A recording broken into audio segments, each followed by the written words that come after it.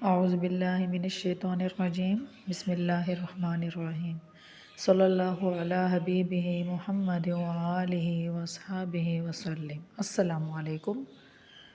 آج میں آپ کے ساتھ درود شریف کی ایک میریکل اسٹوری شیئر کر رہی ہوں جو ایک بہن کی ہے۔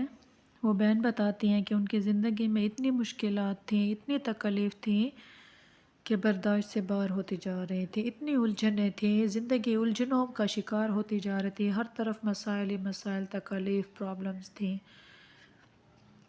تو وہ بہن بتاتی ہیں کہ میں بہت دل برداشتہ ہو گئی تھی۔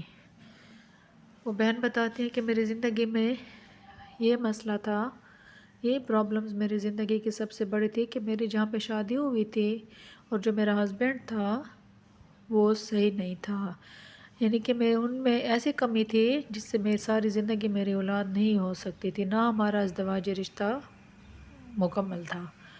تو وہ بہن بتاتی ہیں کہ میں نے اپنی امی سے اس بات کا ذکر کیا کہ میری شادی کو بھی 1 مہینہ ہی ہوا تھا، اور میں نے اپنی امی سے اس بات کا ذکر کیا، اپنے ہسبینڈ کے متعلق بتایا، تو میری امی نے کہا بس جو کچھ تمہارے نصیب میں تھا مل گیا ہے، اور اس بات کا ذکر کسی سے بھی نہ کرنا، عزت دار ماں باپ کی بیٹیاں، شریف گھرانوں کی بیٹیاں ایسی باتیں نہیں کرتی ہیں، سر جھکا لیتی ہیں۔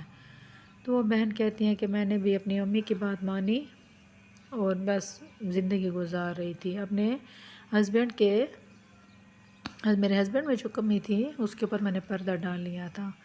تو وہ بہن بتاتی ہیں کہ ابھی 4-5 مہینے گزرے تھے کہ میری نندوں سے میری لڑائیاں شروع ہو گئی تھی۔ میری نندیں لڑتی تھیں بہت زیادہ، ہر بات پہ ان کی لڑائی ہوتی تھی، آخر میں بد کرداری کا الزام میرے اوپر لگا رہی تھی کہ تمہارے بچے نہیں ہو رہے، تم میں ہی کمی ہے۔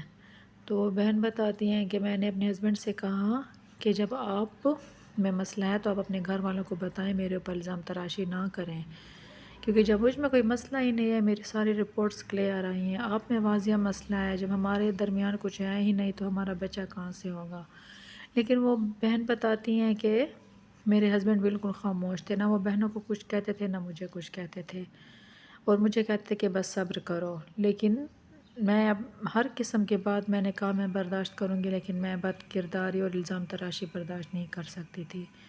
تو اس طرح حالات مزید بگڑتے گئے اور مجھے طلاق ہو گئی۔ تو وہ بہن کہتی ہیں کہ میں اپنے امی ابو کے گھر واپس آ گئی تھی۔ میرے 2 بھائی تھے، بھائی میرے بہت ہی اچھے تھے، لیکن بس وہ چاہتے تھے کہ میری جلد از جلد شادی ہو جائے۔ تو وہ بہن بتاتی ہیں کہ میں مسلسل روتی رہی۔ ان تمام حالات کے درمیان میں نے درود شریف کو کثرت کے ساتھ پڑھا تھا، کسی بھی طرح میں نے درود شریف کو نہیں چھوڑا تھا، کثرت کے ساتھ درود شریف پڑھتی تھی اور استغفار کا ورد کرتی تھی۔ وہ بہن بتاتی ہیں کہ میں دن میں درود شریف کو اتنا پڑھتی تھی کہ اس کی تعداد 3000-4000 تک پہنچ جاتی تھی۔ پہلے کہتی ہیں مشکل ہوتی تھی، لیکن پھر میری عادت بن گئی تھی۔ تو وہ بہن بتاتی ہیں کہ درود شریف میں دل برداشتہ ہو گئی تھی، میں درود شریف کثرت کے ساتھ پڑھتی تھی، میں نے درود شریف کو پڑھنا نہیں چھوڑا تھا۔ تو وہ بہن بتاتی ہیں کہ میری دوسری جگہ پہ شادی ہو گئی، میرے بھائیوں نے میرا رشتہ کر دیا تھا، اور جو میرا دوسرا ہسبینڈ تھا وہ بہت ہی اچھا، نیک، پرہیزگار اور اچھی جاب والا تھا، بہت ہی کیئرنگ، لونگ تھا۔ وہ بہن بتاتی ہیں کہ شادی کے 3-4 مہینے ہی گزرے تھے کہ اللہ تعالیٰ نے مجھے خوشخبری دے دی تھی، اور اس طرح میری زندگی میں ایک خوشی آ گئی تھی، ایک سکون آ گیا تھا۔ تو وہ بہن بتاتی ہیں کہ میں نے اتنے مشکل حالات گزارے، میں دوسری شادی نہیں کرنا چاہتی تھی، لیکن میرے بھائیوں نے میرے ساتھ زبردستی کی کہ نہیں، ہم دوسری شادی تمہاری کر کے رہیں گے۔ میں نے بھائیوں کی خاطر، اپنے ماں باپ کی خوشی کی خاطر میں نے دوسری شادی کی حامی بھری تھی، لیکن میں دل سے اس شادی کے لیے خوش نہیں تھی۔